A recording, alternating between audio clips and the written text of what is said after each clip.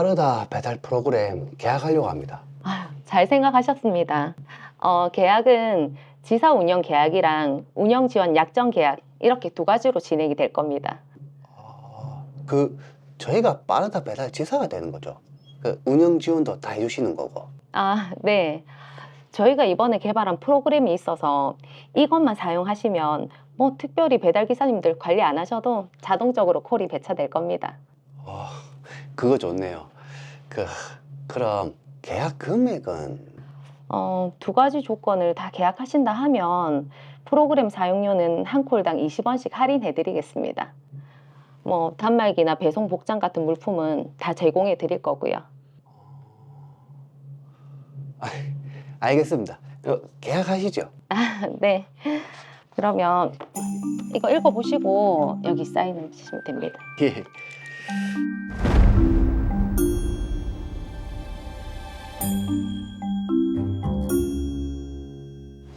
배달 시작하니까 프로그램을 먼저 켜고, 오, 켜자마자 와, 배달이 쑥 들어오네. 야, 이 휴대폰으로 기사님들 콜도 바로 들어가고 세상 참 좋다. 왜? 요즘 콜이 왜 이렇게 많습니까? 뭐 많아도 날리고 물 들어올 때 넣어줘야지. 얼른 가봐라. 물 한 잔 마시고요. 그래.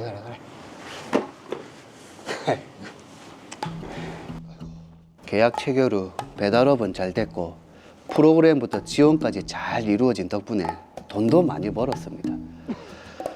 네, 하지만 건강검진 결과 간암 소견이 발견된 저는 배달업을 접기로 했습니다.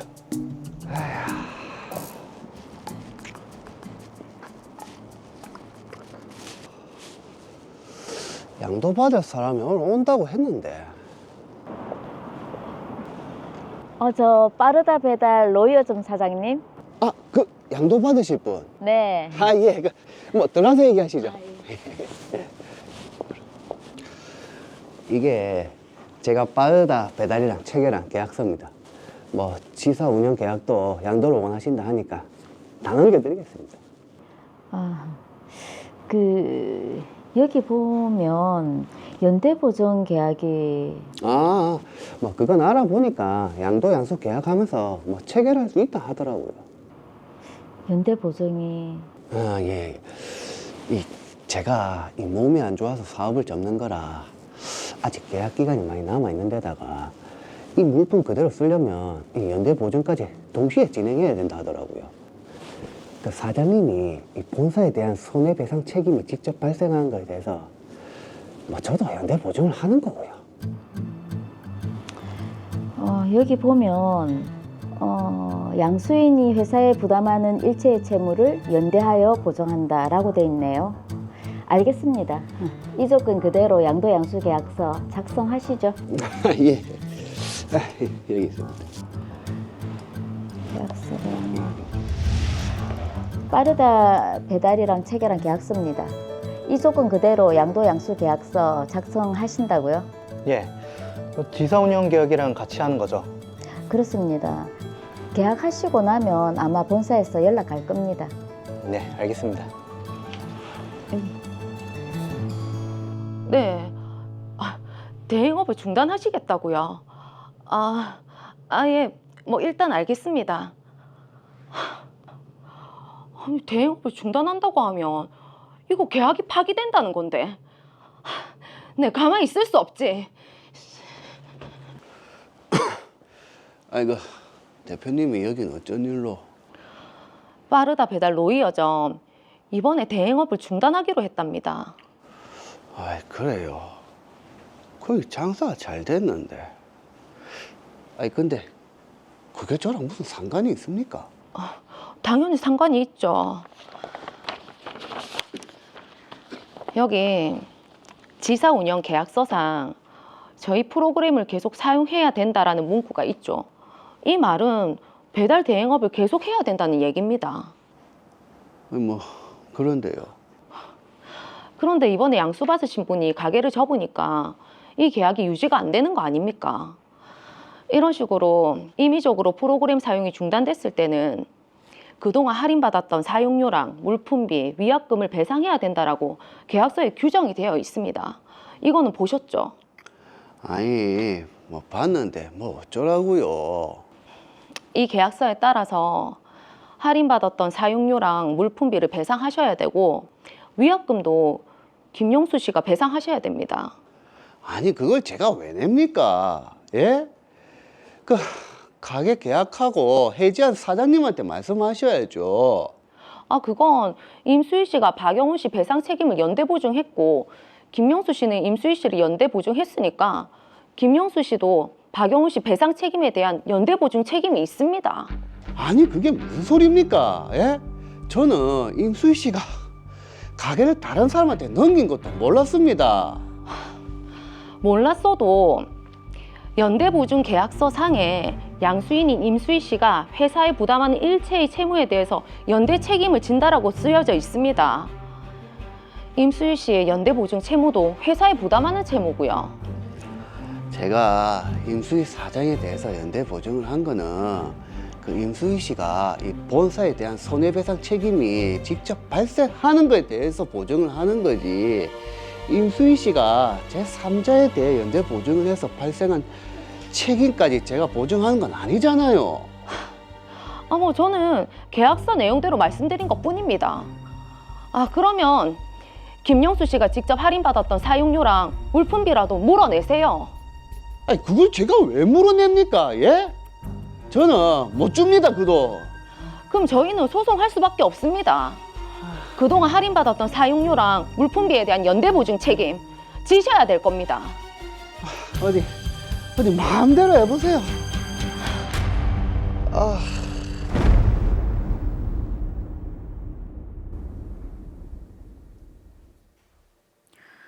김영수 씨 정말 황당할 것 같습니다. 자신은 이제 배달 지점을 운영하지도 않는데 다른 운영자의 채무를 대신 지라는 거잖아요. 네, 김영수 씨는 이미 임수희 씨한테 영업을 양도했고 임수희 씨도 박영훈 씨에게 영업을 양도했는데 박영훈 씨의 계약 위반에 대해 김영수 씨에게 연대보증을 책임을 지라는 것이어서 김영수 씨 입장에서는 황당할 수밖에 없을 것 같습니다. 황당하죠. 이게 지금 무슨 연자제도 아니고 연대보증에 연대보증을 또 연대보증. 이게 참 황당한데, 근데 계약서에 그런 내용이 있다는 것 자체가 좀 놀라운데요. 네, 제가 계약서를 한번 살펴봤는데요. 지사 운영 계약에는 계약 해지 시 할인받은 사용료와 물품비를 반환하는 내용이 있고 영업 양도 양수 계약과 같이 체결한 연대 보증 계약에는 양수인의 본사에 대한 배상 책임을 연대 보증한다는 내용이 있습니다. 이에 따라 영업 양수인이 지사 운영 계약을 해지하여 사용료와 물품비를 반환해야 할 경우 연대 보증인인 양도인도 반환 책임을 같이 지게 되는 것이죠. 네, 사실 좀 너무한 것 같은데 계약서가 잘못 작성된 건 아닌지 좀 불공정 거래가 아닐지도 의심되고요. 그 할인받은 사용료와 물품비를 반환하는 계약 내용은 일반적으로는 불공정 거래에 해당한다고 보기는 어렵습니다. 하지만 연대보증 계약을 체결하게 하는 것은 불공정 거래에 해당할 가능성이 있습니다. 본사가 지사에게 연대보증을 체결하게 하는 행위는 사후에 자기의 거래상의 지위를 부당하게 이용하여 상대방과 거래하는 행위나 8호의 기타 공정한 거래를 저해할 우려가 있는 행위에 해당할 수 있습니다. 다만 영업을 계속하면서 지사가 연대보증을 체결하게 되는 경우와는 다르게 이 사건의 경우에는 영업을 양도하면서 연대보증을 체결한 사안이라 불공정 거래에 해당하는지에 대해서는 다툼이 있을 수 있습니다. 네, 그런데 보통 양도 양수 계약을 하는 건 뭐 가게나 임차 목적물이 있는 경우에 하는 걸 많이 봤는데 이렇게 영업 양도를 하는 경우도 있네요. 영업 양도 양수에서 가게나 임차 목적물이 있는 경우가 일반적이긴 합니다. 영업 양도는 영업을 위한 일체의 영업 재산이 동일성을 유지하면서 이전되는 것으로 영업 재산에는 건물뿐만 아니라 영업을 위한 모든 물질적인 재산이 포함됩니다. 네. 이 사건 영업 양도는 지사 운영 계약도 이전되는 계약 인수도 포함되어 있는데 프랜차이즈 계약이 된 가게를 양도하는 경우를 생각해 보면 이해가 쉬울 것 같습니다. 가게도 인수하고 프랜차이즈 계약도 인수해서 프랜차이즈 계약을 계속 운영하게 되는 거죠. 그러니까 이제 가게뿐만 아니라 프랜차이즈 계약까지 인수를 한다, 이 말씀인데, 그러면 영업 양도 양수를 하게 되면 효력이 어디까지 미치게 되는 거죠? 상법상 영업 양도를 하면 영업재산 및 영업일체가 양수인에게 이전되게 되고 네. 직원 등 고용관계도 당연히 이전되게 됩니다. 다만 양도인의 채권이나 채무는 별도로 양도하지 않으면 양수인에게 남게 되는데 양수인이 양도인의 상호를 그대로 사용하는 경우에는 양도인의 채권자에 대한 책임을 같이 질 수도 있습니다. 이와 같이 상법에서는 양수인이 양도인의 채무에 대한 책임을 지는 경우를 규정하고 있는데 이 사건에서는 반대로 양도인이 양수인의 채무를 책임지는 보증계약을 체결한 사건이지요. 네, 지금 이 경우를 보면 다른 사람의 채무에 대해서 보증을 서는 건데 보증을 서야 할 대상이 사실 불확실하지 않습니까? 이런 경우에도 보증을 서는 게 가능한가요? 네, 이 사건과 같이 불특정 다수 채무에 대한 보증도 가능하고 아직 발생하지 않은 채무에 대해 보증을 서는 것도 가능합니다. 다만 아직 발생하지 않은 채무에 대한 보증은 채무의 발생 원인과 내용이 어느 정도는 확정이 되어 있어야 합니다. 불특정 다수 채무에 대한 보증을 금보증이라고 부르는데 민법 제428조의 3과 보증인 보호를 위한 특별법 제6조에서 금보증이 가능하다고 규정하고 있습니다. 네, 그런데 보증을 할 때 채권 최고액이 정해져 있다 이렇게 저희가 말씀을 드렸던 것 같은데 이 사례의 경우에는 어떻습니까? 단순 보증의 경우에는 채권액이 특정되어 있고 금저당의 경우 채권 최고액이 정해져 있는데 이 사건의 경우 양수인이 반환해야 할 사용료나 물품비가 얼마인지 알 수 없기 때문에 채권 최고액이 정해지지 않은 것으로 볼 수 있습니다. 그러면 이 드라마 경우처럼 양도인 넘어가면서 이렇게 불특정에 대한 보증이지 않습니까? 이것도 최고액이 정해져 있습니까? 민법 제428조의 3과 보증인 보호를 위한 특별법 제6조에서는 금보증을 하는 경우에는 보증하는 채무의 최고액을 서면으로 특정하여야 한다고 규정하고 있고 판례에서는 서면에 보증 채무의 최고액이 명시적으로 기재되어 있거나 적어도 서면 자체로 보아 보증 채무의 최고액이 얼마인지 객관적으로 알 수 있을 정도로 구체적인 내용이 있어야 한다고 판시하고 있습니다. 네, 그러면 이 경우에는 일반 보증하고는 어떤 차이점이 있나요? 네, 일반적인 보증은 채권액이 특정되어 있어 보증 책임이 어느 정도인지 확정이 되어 있다는 점과 금보증의 경우 최고액까지 보증 책임이 계속 늘어날 수도 줄어들 수도 있다는 점에서 차이가 있습니다. 예를 들어 100만 원에 대해 일반 보증을 한 경우에 채무자가 50만 원을 변제하면 보증인은 나머지 50만 원에 대해 보증 책임만 지면 됩니다. 그러나 금보증의 경우 채무자가 50만 원을 변제하고 다시 50만 원을 빌리면 보증 책임이 줄어들지 않습니다. 추가로 일반적인 보증의 경우 채무자가 변제를 하지 못하는 경우에 보증인이 책임을 지게 되지만 연대보증의 경우 채무자가 변제를 할 수 있는지와는 상관없이 보증인이 책임을 져야 합니다. 네, 그럼 김영수 씨는 어떻게 대처를 해야 할까요? 네, 이 사건은 김영수 씨가 박영훈 씨의 배상 책임에 대해 연대보증 책임을 지느냐가 문제되는데 이는 김영수 씨가 임수희 씨의 연대보증 책임을 연대보증한다고 볼 수 있느냐의 문제입니다. 김영수 씨의 연대보증 계약서에는 임수희 씨가 회사에 대해 지는 책임에 대해 연대보증을 한다고 되어 있는데 이 책임에 임수희 씨의 연대보증 책임도 포함되는지가 문제됩니다. 김영수 씨는 연대보증을 살 때 임수희 씨도 영업 양도를 하고 연대보증을 할 것이라고 예상하지 못하였다는 점을 이유로 책임이 없다고 주장할 수도 있고 임수희 씨가 연대보증을 하여 김영수 씨의 책임이 가중되었다는 점을 이유로 이에 대한 책임을 지지 않는다고 주장해 볼 수도 있습니다.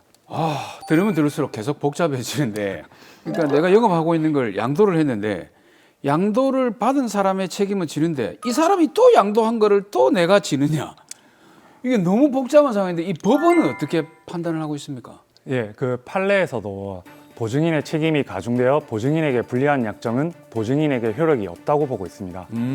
또한 저희가 앞서 얘기한 것과 같이 김영수 씨의 연대보증은 최고액이 전혀 명시되어 있지 않기 때문에 보증계약 자체가 효력이 없다고 주장할 수도 있습니다. 그런데 만약에 법원에서 김영수 씨의 주장을 받아들이지 않는다면 김영수 씨는 그럼 연대보증에 대한 책임을 다 져야만 하는 건가요? 네, 법원에서 김영수 씨가 임수희 씨의 연대보증 책임에 대해서도 보증 책임이 있다고 본다면 김영수 씨는 박영훈 씨의 배상 책임에 대해서도 연대보증을 책임을 져야 합니다. 네. 김영수 씨는 연대보증을 섰기 때문에 박영훈 씨가 배상을 할 수 있는 자력이 있는지와는 상관없이 배상 책임을 대신 전부 책임져야 할 수도 있습니다. 이야, 이게 지금 영업을 양도하기 위해서 계약을 했는데 연대보증 채무를 지게 됐다. 굉장히 좀 억울한 사정인 것 같은데 계약서를 그러면 쓸 때부터 좀 꼼꼼하게 따져야 될 거지 않습니까? 좀 따져야 될 사항이 어떤 게 있는지 한번 얘기를 해주시죠. 우선 연대보증 계약을 체결하는 것 자체가 불공정 거래에 해당하는지 확인해 볼 필요성이 있습니다. 만약 본사에서 지사에 대해 계약을 유지하기 위해 연대보증 계약을 체결을 강요하는 경우에는 불공정 거래에 해당할 수 있다는 점을 기억해 두시면 좋을 것 같습니다. 영업을 양도하는 경우에도 본사가 연대보증을 강요하였다면 역시 불공정 거래에 해당할 수 있습니다. 또한 연대보증보다는 일반 보증으로 진행하는 것이 보증인 입장에서 좋고 금보증을 체결한다면 내가 보증 책임을 져야 하는 범위가 어느 정도인지를 꼭 확인을 하셔야 합니다. 즉, 주채무의 내용을 확인하여 예측하지 못한 피해를 입지 않도록 하시는 것이 좋습니다. 네, 조금 어려운 내용이었는데 정리 한번 해보겠습니다. 시청자분들에게 마지막으로 한 말씀 해주시죠. 보증이 무섭다는 것은 대부분 아는 사실이지만 실제 보증에 대해서는 잘 모르시는 경우가 많습니다. 가능하다면 보증을 서지 않는 것이 최선이겠으나 어쩔 수 없이 보증을 서야 하는 경우라면 나의 책임 범위를 명확하게 확인하여 예측하지 못한 피해를 입지 않도록 보증계약서를 꼼꼼하게 확인하고 계약을 체결하는 것이 중요합니다.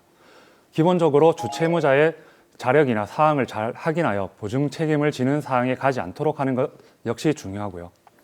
다른 사람의 채무로 인해 큰 피해를 입는 사항은 무엇보다 억울하지 않을까라는 생각이 듭니다. 그러한 사항에 빠지지 않으시길 진심으로 바랍니다.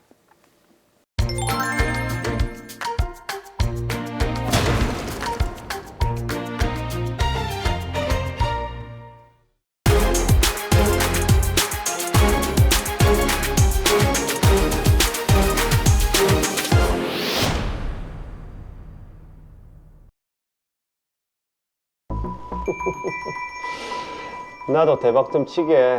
많이 좀 멀리 들으라. 나도 인생 역전 좀 해보자.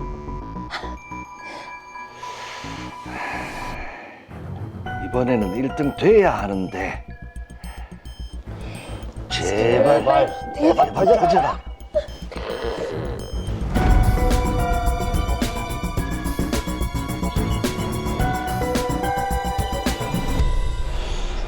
아, 요즘 1등 당첨돼도 이 집한테 사면 없겠더만은. 미국처럼 스케일이 커야지. 잠깐만, 미국 복권 대신 구매해준 사이트가 있다는데. 그래, 이거다. 좋았어. 이야, 1등 당첨금이 1조? 이야, 이 당첨금이 막 천문학적인 액수네.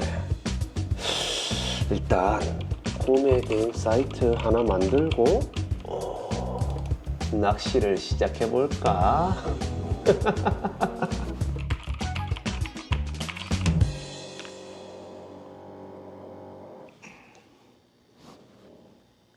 아이, 이번 주도 닭광이네. 아이, 분명 되는 번호라고 했는데.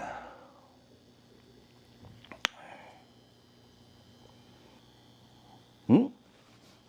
미국 복권? 땡땡볼도 있고 다 대신 구매해 준다고?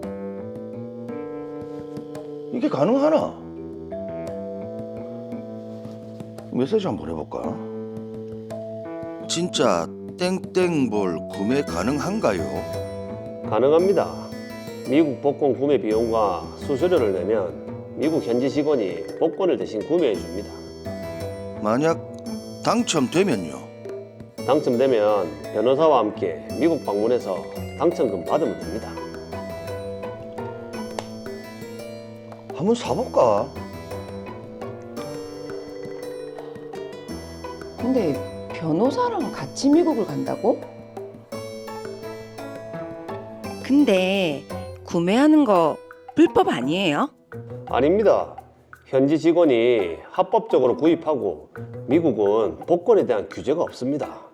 당첨금도 변호사와 함께 가니까 걱정 안 하셔도 됩니다. 당첨이 되기는 되나요? 저희 사이트를 통해서 당첨된 후기 보내드릴게요. 오, 진짜네? 그래, 어차피 복권 살 거 한번 사보자. 그렇게 유료 회원으로 가입해서 미국 복권 구매 대행 서비스를 꾸준히 이용했습니다. 사이트 운영자는 미국 복권을 구매했다며 복권 스캔 사진을 보내줬습니다.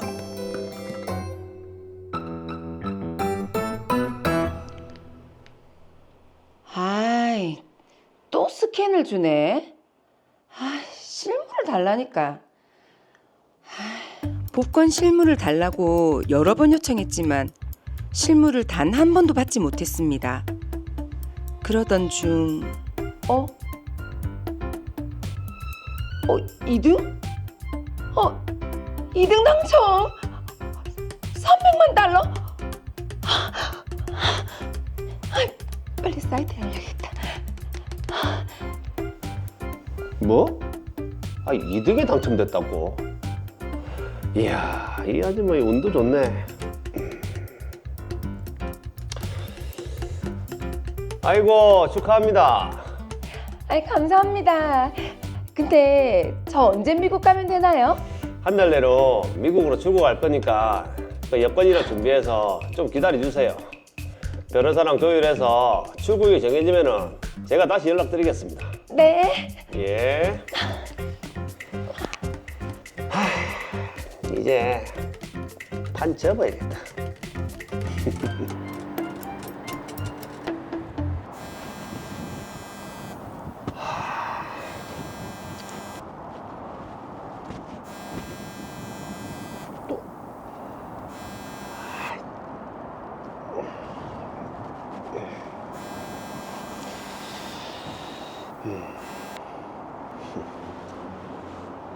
그래. 얼마 줄긴데? 아이, 그 정도는 어림도 없지. 개인정보만 2만 명이다, 2만 명. 뭐? 3억? 오케이. 돈 보내주면 내 바로 붙일게.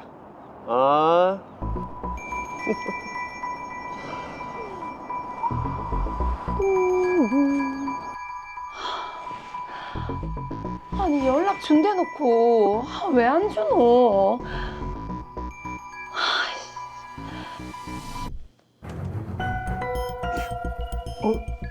왜 사이트가 안 되지? 복권 못 받았는데. 아니.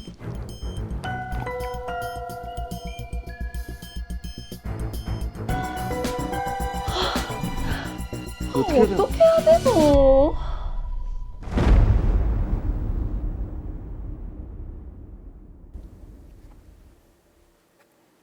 아, 이영만 최진주 씨 일확천금을 꿈꿨는데 이거 어떻게 합니까? 그렇죠. 지금 이억만 씨는 이름으로는 2억이 돼야 되는데 최진주 씨가 300만 불 2등이 당첨됐거든요. 네. 그래서 지금 밤잠을 설치고 있다 그런 얘기가 들리고 있습니다. 사실 두 분이 미국 복권을 사는데 굉장히 많은 돈이 또 들어갔거든요. 그래서 지금 그 모든 것이 한여름밤의 꿈이 돼서 굉장히 좀 힘든 상황입니다. 그렇네요. 사실 연말 연시가 되면 복권에 아예 관심 없던 분들도 한 번씩 사고는 하시잖아요. 그렇죠. 네, 우리 이승필 변호사님은 복권 자주 구매하시나요? 자주는 아니지만 몇 번 산 적이 있습니다.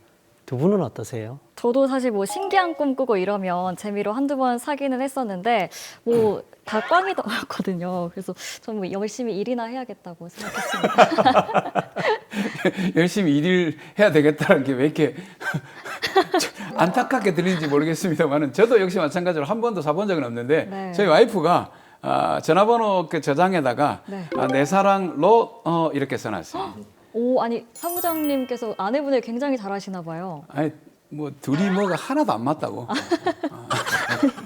이게 사람도 그렇고 복권도 참 맞기가 쉽지가 않은 것 같은데. 그렇죠. 그런데 최진주 씨는 미국 복권에 당첨이 됐고 정말 기뻤을 텐데 당첨금도 못 받고 개인정보까지 털리게 된 상황이 된 거잖아요. 너무 안타깝습니다. 정말 안타까운 일입니다. 하지만 냉정하게 말하자면 이건 처음부터 예정된 일로 볼 수 있습니다. 아, 그렇군요. 미국 복권 구매 대행 자체가 불법이기 때문인데요. 당첨이 되었더라도 구매 대행 업체가 정상적으로 당첨금을 줄 가능성이 없었습니다. 처음부터 모든 게 거짓말이었던 것입니다. 제가 알기로는 미국 복권 구매 대행은 몇 년 전에 유행도 했었고 제가 최근까지도 인터넷에서 본 적이 있는 것 같거든요. 거기에 뭐 합법이다, 법적으로 문제가 없다 이렇게 적혀 있었던 것 같은데 이게 불법이었다고요? 그렇습니다. 이게 불법인지 아닌지 명확히 모르시는 분들이 아직도 많은데요. 약 10년 전부터 하급심에서 꾸준히 불법이라는 판결이 있었고 약 2년 전인 2023년에 대법원에서도 불법임이 확인이 되었기 때문에 불법입니다. 그런데 지금 인터넷 글을 보면 당첨이 됐다는 후기 글이 올라와 있거든요. 거기에다가 미국 같은 경우에는 복권 구매 대행에 대해서 규제가 없다. 그래서 합법이다. 라고 믿는 사람들이 상당히 많은 걸로 알고 있습니다. 인터넷에는 그렇게 올라오는 글들이 많이 있습니다. 하지만 그런 글들은 업자들이 올리는 것으로 의심이 되고 이 때문에 우리 국민들이 헷갈리시는 겁니다. 중요한 것은 외국법이 아니라 국내법인데요. 대한민국 국민에게는 대한민국 법이 적용되기 때문입니다. 그러니까 미국 법은 규제하지 않지만 우리나라 법에서는 다른 나라의 복권 구매 대행을 금지하고 있는 거군요. 그렇습니다. 로또나 복권을 법적으로 복표라고 부르는데요. 국내법에 의해 정당하게 발행된 복표가 아니면 발행하거나 중개하거나 구매하는 것이 모두 불법입니다.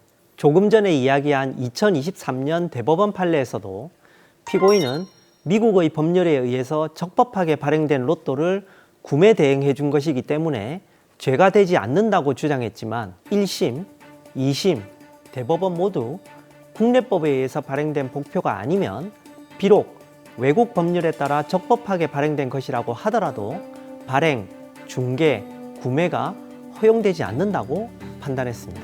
사실 이게 불법이라고 하더라도 당첨금이 워낙 크다 보니까 양심적인 복권 구매 대행 업체를 잘 이용해서 당첨금을 받으면 된다고 생각하는 분들도 있을 것 같거든요. 불법 업체가 정상적으로 당첨금을 줄 거라고 믿는 것은 다소 순진한 생각으로 보입니다.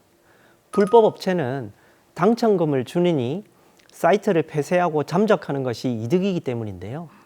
인터넷에 떠도는 당첨금 수령 후기는 진위 확인이 불가능한 글들이 대다수고 불법 업체들이 광고용으로 쓴 걸로 추정이 됩니다. 비슷한 예로 불법 도박 사이트에서도 이용자가 소액을 따면 지급을 하다가 고액을 따면 지급하지 않고 사이트를 폐쇄하는 등의 행위가 많습니다. 그렇죠.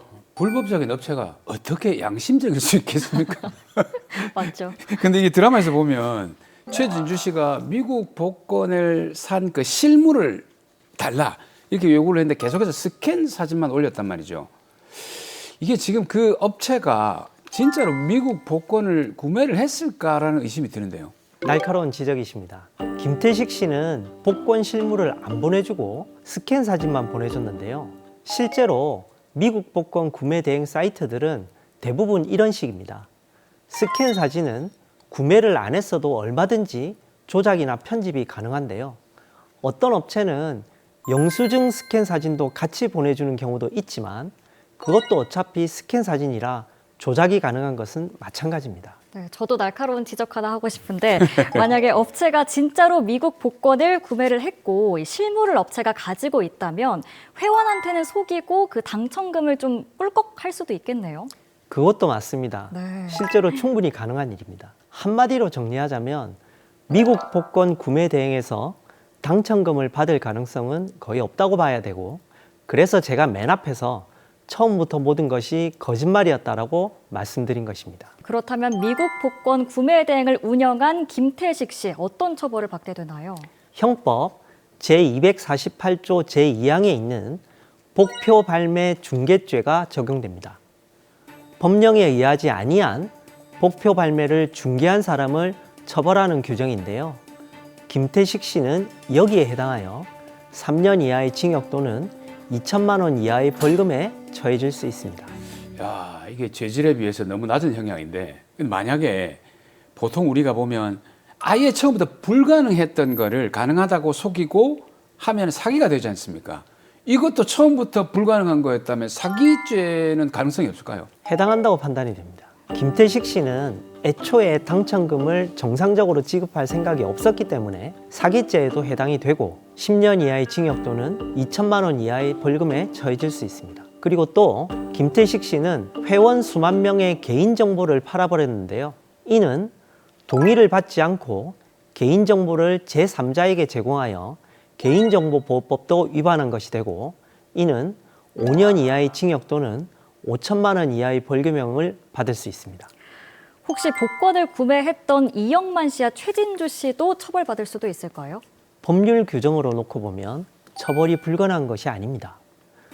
형법 제248조 3항은 법령에 의하지 아니한 복표를 취득한 사람도 1,000만 원 이하의 벌금에 처하도록 규정하고 있는데요. 그렇기 때문에 두 사람이 여기에 해당한다고 볼 여지가 있습니다. 물론 미국 복권을 구매한 사람이 실제로 처벌된 사례는 아직 없는 걸로 알고 있지만, 어쨌든 불법의 소지가 있는 것은 분명하기 때문에 주의하시는 것이 좋겠습니다. 저 이것도 좀 궁금한데요. 지금 구매 대행으로 미국 복권을 샀다고 했는데 실제로 미국에 가서 그 유행하는 뭐 파워땡, 뭐 슈퍼땡 이런 거 있지 않습니까? 이거를 사서 현지에서 내가 구매를 했다. 이건 불법입니까? 아닙니까? 네. 여행이나 이민을 가서 현지에서 복권을 구입하는 것은 아직까지는 특별한 문제가 없을 것으로 보입니다. 오. 우리 법이 규제하고 있는 것은 외국 복권이 국내에서 무분별하게 유통되지 않도록 규제를 하고 있는 것이기 때문입니다. 그리고 당첨금을 받을 수 있는지는 해당 국가의 법령에 따라서 정해진 문제로 판단됩니다. 네, 우리나라에서 다른 나라의 복권을 구매 대행해서 구입하는 건 불법이라는 점 꼭 기억하셔야겠습니다. 이승필 변호사님, 마지막으로 정리 한 말씀 부탁드립니다.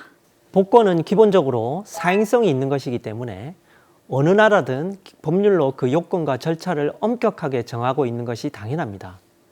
세계가 좁아지면서 해외의 복권에 대해서 관심을 가지게 되는 것은 자연스럽지만, 해외의 복권을 구매 대행해 준다는 업체는 현재 국내법에 의해 엄연히 불법입니다. 그렇지 않더라도 사기나 개인정보 유출 등의 피해를 당할 수 있을 가능성이 높기 때문에 주의하셔야 합니다. 이 외에도 요즘 성행하는 해외 물품 구매 대행이나 배송 대행 등에서 각종 법적 문제가 많이 발생하고 있기 때문에 법률 전문가의 조언과 도움을 적극적으로 받아보실 것을 권해드립니다.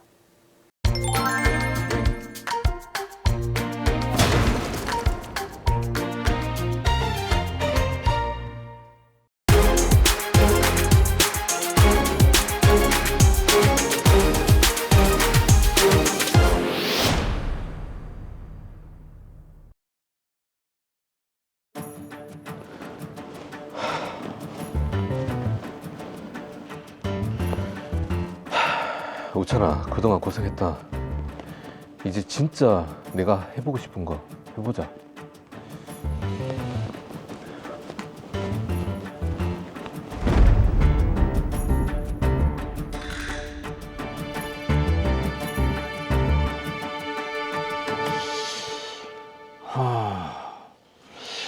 내가 요리에 아무리 관심이 많아도 본격적으로 장사를 해본 적이 없으니까 그나마 프랜차이즈가 실패할 확률이 낮겠지. 로이어 식당이 프랜차이즈 식당 중에는 제일 믿음이 가는 것 같은데, 가맹점도 많고 뭔가 체계적인 것 같고, 한번 상담 받아봐야겠다.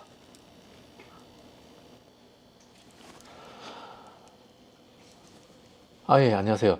그 상담을 한번 받고 싶어가지고요. 제가 음식점을 전문적으로 해본 적이 없어서요. 예, 잘 찾아오셨습니다. 미리 알아보셨겠지만 일반 음식점 분야에서는 저희가 최고라고 자부를 합니다. 네, 그 로이어 식당 가맹점도 꽤 되더라고요. 그렇죠. 직영점도 운영을 하고 있고 대략 97개점이 있습니다. 자료를 보시면 아시겠지만은 예상 수익도 다른 프랜차이즈보다 월등히 높습니다. 알겠습니다. 그럼 믿고 한번 해보겠습니다. 잘 결정하였습니다. 자, 계약서를 보시면 물품을 조달하고 관리하는 부분에 필수 품목이 있는데, 이 필수 품목은 본부나 본부에서 지정한 업체와 꼭 거래를 하셔야 됩니다. 왜요? 로이어 식당에 대한 통일된 이미지도 있고 맛과 품질을 위해서 그렇습니다. 알겠습니다. 예, 한번 보시면 가맹본부와 협의 끝에 A점에서 가맹점을 운영하기로 했습니다. 이 인테리어 업체를 꼭 말씀하신 업체랑 해야 합니까? 견적이 다른 인테리어 업체보다 2배는 비싸던데. 저희가 지정해준 업체랑 하셔야 됩니다. 식당 이미지도 그렇고 그 업체가 저희 인테리어 디자인 라이센스를 가지고 있어서 다른 업체랑 진행하시면 계약 위반입니다. 알겠습니다. 예. 저는 가맹계약 갱신을 거쳐 4년 넘게 식당을 운영해 왔습니다. 그런데 예상보다 수익이 크지 않았고 매년 수익폭도 줄어들었습니다. 사장님, 재료들은 규정 잘 지켜서 사용하고 계시죠? 아, 네. 그런데 요즘 장사가 너무 안 됩니다. 그에 비해서 본사에서 제공하는 식재료 너무 비싸고요. 저번에도 재료값 올랐잖아요. 좀 더 저렴한 곳이랑 거래하면 안 됩니까? 안 되는 거 아시잖아요. 그리고 말이 나왔으니까 하는 얘기인데 주방 집기 같은 건 꼭 본사에서 지정한 업체에서 구입 안 해도 되는 거 아닙니까? 거기보다 저렴한 데가 얼마나 많은데. 다른 지점들도 다 그렇게 하고 있습니다. 계속 수익이 줄어드니까 본사의 차선책을 뭔가 좀 마련을 해달라 제가 몇 번이나 얘기했는데도. 그거 시장 상황에 따라 달라질 수도 있는 거고요. 그리고 A점은 손님 응대 등 다른 외부적인 요인 때문에 수익이 줄어드는 거 아닙니까? 저희는 진짜 열심히 운영하고 있습니다. 일단 본사에 전달하겠습니다. 그럼 수고하세요. 예. 본부의 개선 대책을 요구했지만 그때마다 다른 외부적인 요인 때문이라며 핑계만 댈 뿐 제대로 된 대책은 수립해주지 않았습니다. 아무래도 본사랑 거래업체랑 뭐가 있는 것 같은데. 내가 한번 알아봐야겠다. 저는 답답한 마음에 가맹 관련 자문을 받기 위해 전문 공공기관을 방문했습니다. 그 결과 가맹본부가 저에게 했던 부당한 행위에 대해 알게 됐습니다. 제가 보낸 내용 좀 보셨죠? 예. 그런데 본사가 무슨 불법 행위를 했다고 손해배상 책임을 묻겠다는 겁니까? 직영점을 운영하지도 않았으면서 저한테는 운영하고 있다고 했고 인테리어 업체한테서도 뒷돈 받으셨던데요. 그리고 구입을 강제하면 안 되는 식자재도 본사가 지정한 업체에서만 사겠잖아요. 그것도 뒷돈을 받아서고. 문제가 이렇게 많은데 잘못이 없다고요. 그건 저 말고 이 전 대표이사가 공급업자로부터 알선수수료를 받은 거라 개인적인 문제입니다. 저희 가맹본부랑 전혀 상관이 없어요. 저는 설계하거나 지시한 바가 없습니다. 그리고 본사에서 대량으로 구매를 해서 단가가 저렴한 건데 지금 무슨 말도 안 되는 소리를 하시는 겁니까 지금? 이렇게 나오시겠다. 알겠습니다. 그럼 법대로 합시다.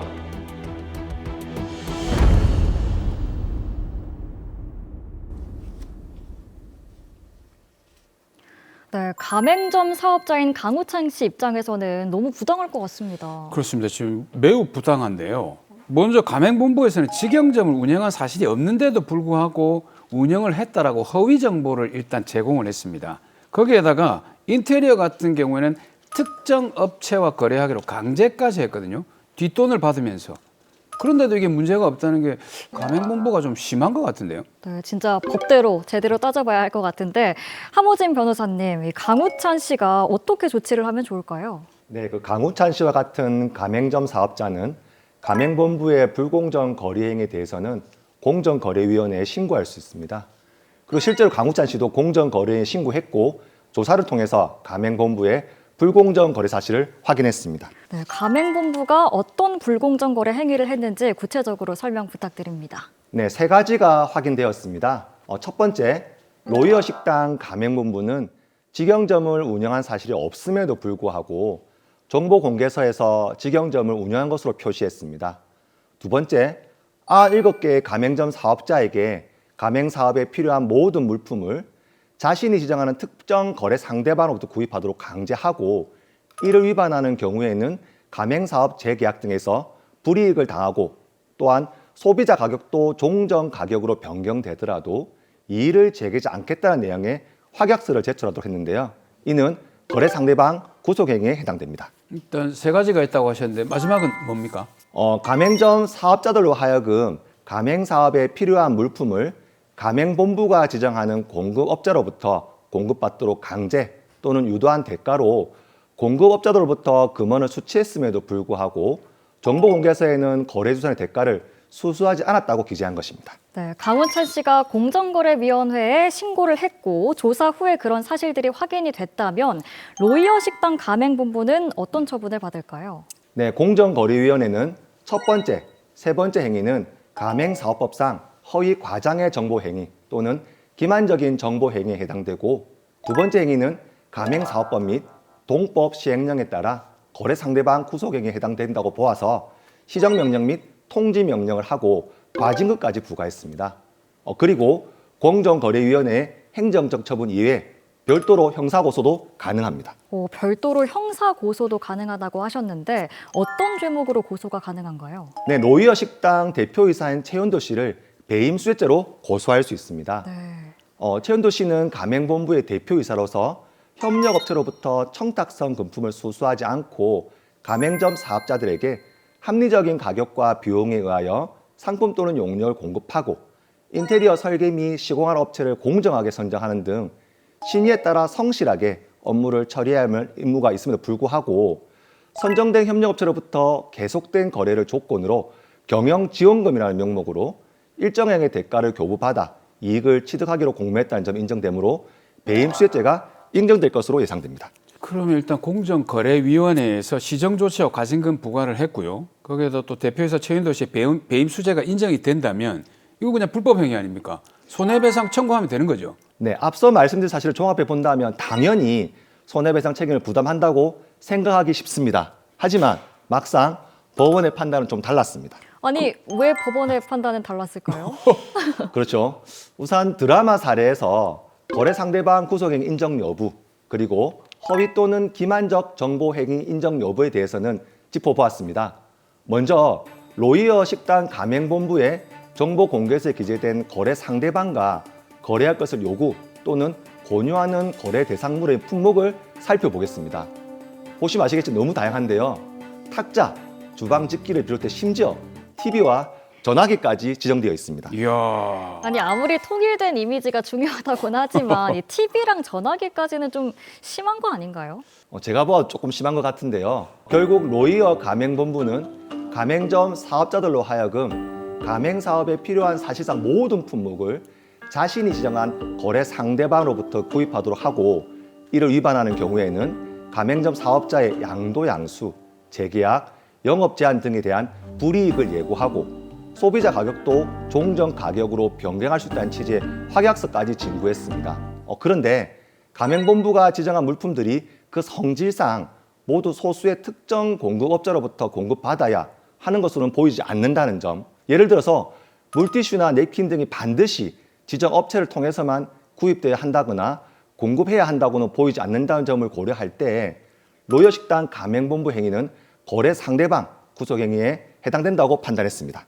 법원이 일단 거래 상대방 구속행위는 인정을 했는데요. 네. 그렇다면 그 다음에 허위 또는 기만적 정보 제공 행위 이건 어떻습니까? 그 부분에 대해서도 직영점을 운영한 사실이 없음에도 불구하고 직영점을 운영한다는 내용을 정보공개서에 기재해서 가맹 희망자 또는 가맹점 사업자에게 제공 사실이 인정되었습니다. 그리고 가맹점 사업자들에게 특정한 거래 상대방으로부터 공급받도록 강제 또는 권장한 대가로 공급업자로부터 금원을 수취했음에도 불구하고 정보공개서에는 알선의 대가를 수수하지 않는다라고 내용을 기재했는데요. 이는 허위 또는 기만적 정보 제공 행위에 해당된다고 판단했습니다. 그러면 법원도 가맹본부의 불법행위 사실을 인정했다면 손해배상 책임이 있는 것 아닌가요? 네, 그렇게 볼 수 있습니다. 하지만 불법행위에 따른 손해배상 청구가 인용되기 위해서는 불법행위 사실만 인정되어서는 안 되고 불법행위에 따른 손해액에 대해서 입증이 되어야 합니다. 다시 말해서 불법행위와 손해 발생 간의 인과관계가 인정되어야 하고 최종적으로는 구체적인 손해액에 대해서까지 입증이 되어야 합니다. 입증하기가 좀 쉽지 않을 것 같은데. 네, 입증하기가 결코 간단한 문제는 아니겠죠. 그렇죠. 예. 먼저 로이어 식당 가맹본부가 직영점이 있는 것처럼 허위의 정보를 제공했다고 하더라도 그로 인해서 가맹점 사업자들에게 어떠한 손해가 발생했다고 단정하기는 어렵습니다. 공급업자들이 거래 상대방 구속의 대가로 로이어 식당 가맹본부에 지급한 알선 대가가 가맹점 사업자들에게 공급하는 물품의 가격에 반영되었다는 사실을 인정할 만한 증거도 제출된 바가 없었습니다. 근데 이게 거래 상대방을 구속하는 그 행위 자체가 이게 손해가 발생할 수밖에 없는 상황인 것 같지 않습니까? 네, 그 사무장의 말씀처럼 직관적으로는 그렇게 생각해 볼 수 있습니다. 그러나 로이어식당 가맹본부는 일부 가맹점 사업자의 경우 시장 가격보다 더 비싼 가격에 동일한 물품을 구매한 것이 아니라 공급업자들과 대량 거래를 통해 동일 유사한 품질의 물품을 외부 업체로보다 저렴한 가격에 가맹점 사업자들에게 제공했다는 취지의 단가표 등을 제출했습니다. 이에 대해 가맹점 사업자들도 주방 설비 등에 대한 납품 단가가 시장가보다는 비싸다는 취지의 견적 비교표 등을 증거로 제출했습니다. 견적 비교표상 납품 단가가 시장 가격보다 비싸다면 가맹점 사업자들이 손해를 본 거 아닌가요? 네, 하지만 가맹점 사업자가 해당 물품을 공급받은 시점과 위 견적 비교표상 가격 간에는 시점에서 다소 차이가 있었고 그 사이에 물가 변동이 발생할 수 있다는 사정을 감안한다면 가맹점 사업자들이 제출한 증거만으로 가맹점 사업자들이 로이어식당 가맹본부가 지정한 공급업자들로부터 시장 가격보다 더 비싼 가격에 물품을 공급받았다고 단정하기는 어렵다고 판단됩니다. 그렇다면 강우찬 씨를 비롯해서 가맹점 사업자들은 손해배상을 못 받는 건가요? 네, 너무나 안타깝지만 드라마 사례의 경우에는 로이어식당 가맹본부의 불법행위 사실은 인정되지만 이로 인해 가맹점 사업자들이 손해를 입었다는 사실과 이에 대한 인과관계가 인정되지 않아 최종적으로는 손해배상 청구가 인용되기는 어렵다고 판단됩니다. 그래도 이게 궁금한데 가맹본부가 가맹사업자들한테 네. 이렇게 하나부터 열까지 구속을 하지 않습니까? 그 근본적인 이유가 뭘까요? 그 근본적인 이유는 바로 가맹본부 입장에서는 상당한 수입원이 될 수 있는 바로 차액 가맹금 때문입니다. 차액 가맹금이요? 네, 그렇습니다. 차액 가맹금은 가맹본부가 가맹점 사업자에게 가맹본부 또는 가맹본부가 지정한 자와 거래하라고 강제 또는 권장해서 공급받는 물품에 대해 가맹본부에 지급하는 대가 중 적정한 도매 가격을 넘는 대가를 의미합니다. 좀 쉽게 설명하자면 가맹본부가 정한 대로 구매한 가격과 같은 조건으로 외부에서 구매한 가격 간 차액이라고 이해하시면 됩니다. 하지만 차액 가맹금을 해서 무조건 금지된 것이 아니라 오히려 일정한 요건을 충족할 경우에는 허용되는 가맹사업법상 정당한 가맹금에 해당됩니다. 그럼 그 갖추어야 되는 일정한 요건이 중요하겠네요. 뭡니까? 다툼이 치열한 것이기 때문에 상당히 엄격한 요건을 요구하겠죠. 첫째, 부동산, 용역, 설비, 상품, 원재료 또는 부재료가 가맹사업을 경영하는 데 필수적이고 객관적으로 인정되어야 합니다. 네. 둘째, 특정한 거래 상대방과 거래하지 아니하는 경우에는 가맹본부의 상표권을 보호하고 상품 또는 용역의 동일성을 유지하기 어렵다는 사실이 객관적으로 또한 인정되어야 합니다. 마지막으로 가맹본부가 미리 정보 공개서를 통하여 가맹점 사업자에게 해당 사실을 알리고 가맹사업자와 계약을 체결해야 합니다. 이 요건을 모두 충족하는 경우에는 차액 가맹금은 허용되지만 요건이 충족되지 않는데도 일방적으로 이를 강제하는 경우에는 불공정 거래 행위에 해당할 수 있다는 점을 유념해야 합니다. 네, 마지막으로 정리해 보겠습니다. 함호진 변호사님 한 말씀 부탁드립니다. 네, 가맹본부와 가맹점 사업자가 각자가 상대방을 사업 파트너로 인정하고 존중할 때 모두가 동반 성장을 이룩할 수 있습니다. 다시 말해 가맹점 사업자는 가맹본부의 여러 가지 지원을 통해 좀 더 안정적이고 효율적으로 사업을 영위할 수 있고 가맹본부 또한 가맹점 사업자가 존재해야만 가맹금 등 규칙적인 수입원을 창출함으로써 사업을 확장시킬 수 있다는 점에서 가맹본부와 가맹점 사업자는 뗄래야 뗄 수 없는 존재입니다. 당장 눈앞에 보이는 이익을 쫓기보단 장기적인 관점에서 모두에게 득이 될 수 있는 전략을 수립하고 분쟁보다는 대화를 통해 문제를 해결해 나간다면 프랜차이즈 산업 자체가 한층 더 성장할 수 있는 계기가 마련될 수 있을 것이라고 확신합니다.